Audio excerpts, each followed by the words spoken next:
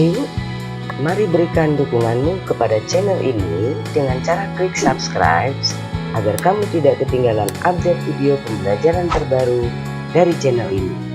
Ayo bergabung dengan @Trubers. Halo, bertemu kembali dalam video pembelajaran IPA ber-IPA Asik. Belajar IPA Asik bersama saya, Ibu Eka. Nah, sebelum masuk ke materi berikut ini, klik dulu tombol subscribe dan like-nya ya.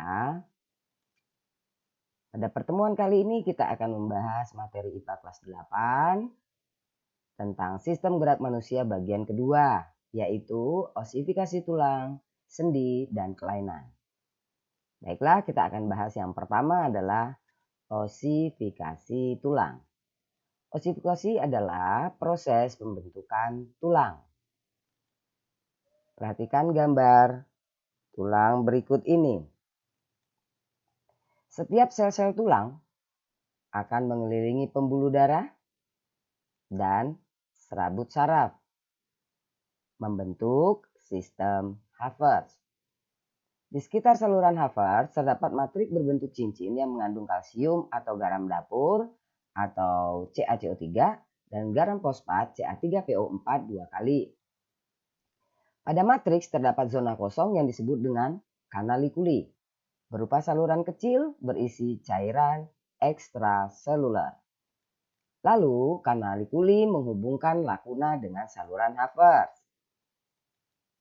Lakuna merupakan ruangan terdapatnya osteosit atau sel tulang. Di dalam tulang terdapat sel-sel osteoklas. Sel-sel ini berfungsi menyerap kembali sel-sel tulang yang sudah rusak dan dihancurkan. Dengan adanya aktivitas sel osteoklas, tulang-tulang akan berongga. Dan rongga ini kelak akan berisi sumsum tulang. Osteoklas membentuk rongga, sedangkan osteoblas terus membentuk osteosit baru ke arah permukaan luar tulang. Dengan demikian, tulang akan bertambah besar dan berongga. Tulang yang sedang berkembang dibungkus oleh jaringan ikat yang disebut dengan periosteum. Berikutnya kita akan bahas tentang hubungan antar tulang atau sendi. Sebelum masuk ke dalam macam-macam sendi, kita bahas dulu tentang struktur persendian pada manusia. Perhatikan gambar berikut. Itu ada bagian yang disebut dengan tulang, artinya tulang keras, dan ada tulang rawan.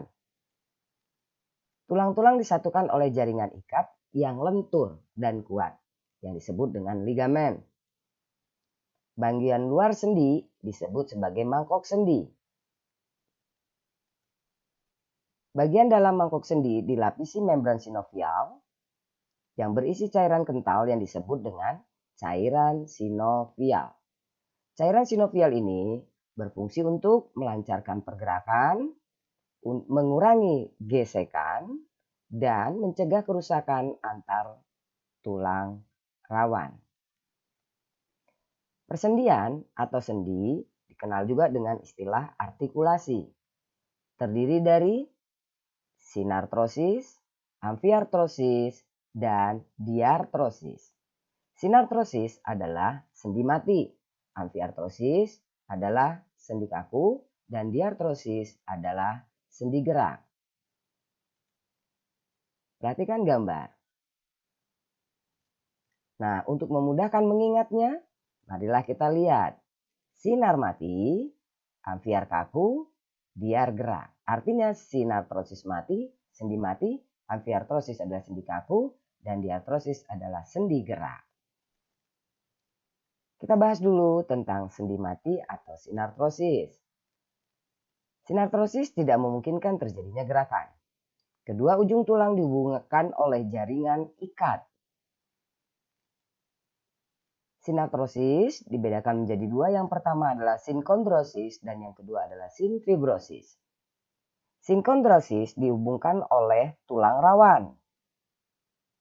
Dan sinfibrosis dihubungkan oleh jaringan ikat fibrosa.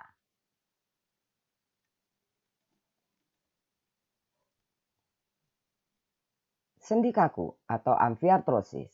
Gerakan yang dapat dilakukan sangat terbatas. Amfiartrosis terdiri dari sindesmosis dan simfisis. Apa beda keduanya?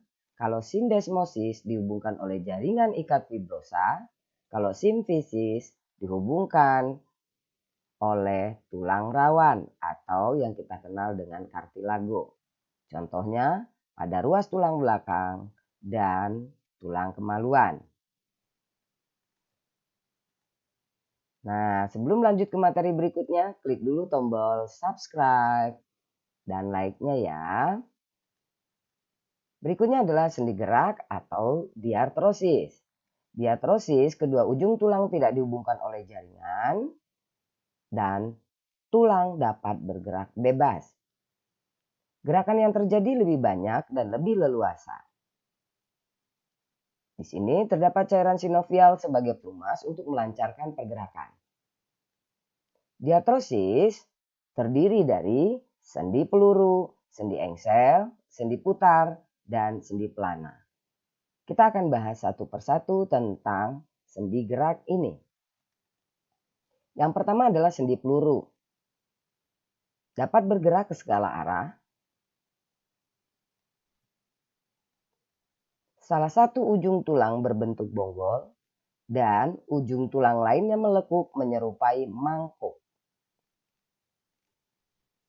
Bagian bonggol masuk ke dalam bagian yang melekuk, memungkinkan gerakan berporos 3 yang bebas ke segala arah. Contohnya, pada tulang paha dengan gelang panggul, lengan atas dengan gelang bahu. Berikut adalah sendi engsel. Sendi engsel memiliki gerakan menyerupai engsel pintu. Kedua ujung tulang yang berhubungan membentuk engsel berporos 1. Sehingga gerakannya terjadi satu arah saja.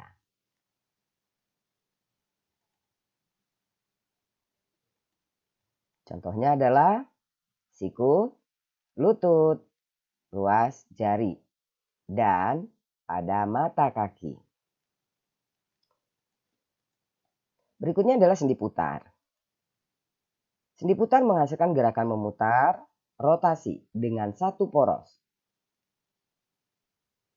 Perhatikan gambar berikut. Ujung dari salah satu tulang mengitari ujung tulang yang lain membentuk cincin. Contohnya, hubungan atau sendi antara tulang atlas dan tulang aksis, atau tulang atlas dengan tengkorak, antara tulang hasta dan tulang pengumpil. Berikut adalah sendi pelana. Sendi pelana menghasilkan gerakan dua arah seperti orang yang sedang naik kuda. Perhatikan gambar.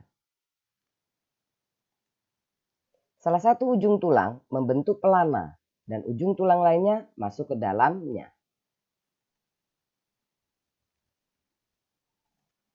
Contohnya adalah persendian pada tulang ibu jari dengan tulang telapak tangan. Nah, berikut kita akan masuk kelainan-kelainan pada tulang. Yang pertama, gangguan pada sendi. Artritis eksudatif, di mana rongga sendi infeksi dan terisi getah radang.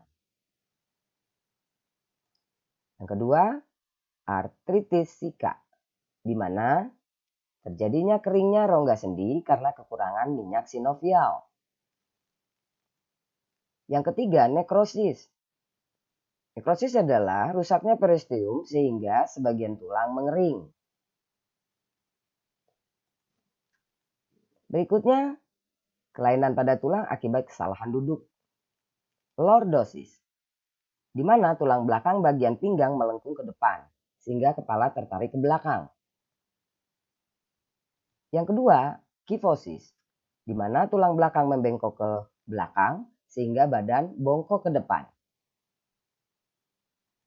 Yang ketiga, skoliosis, di mana tulang belakang membengkok ke samping baik ke kiri dan ke kanan. Perhatikan gambar. Masih kelainan pada sistem gerak, yaitu tentang gangguan mekanis. terjadi akibat jatuh atau benturan dengan benda keras atau pukulan. Yang pertama, fisura atau retak tulang. Dapat diperbaiki karena periosteum akan membentuk kalus atau sambungan. Yang kedua adalah fraktura atau patah tulang. Ketiga, memar sendi merupakan sobeknya selaput sendi.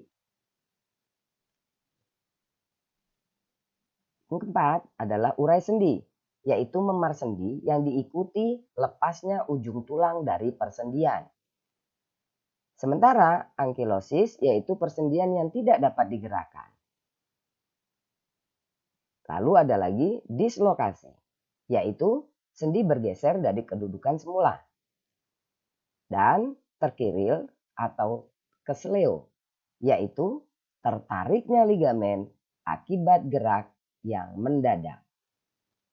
Nah, demikianlah pembahasan materi IPA kali ini. Sampai bertemu kembali pada video pembelajaran IPA berikutnya. Setelah nonton video ini, jangan lupa ya, klik subscribe, like, share, dan komennya ya. Thank you. Terima kasih.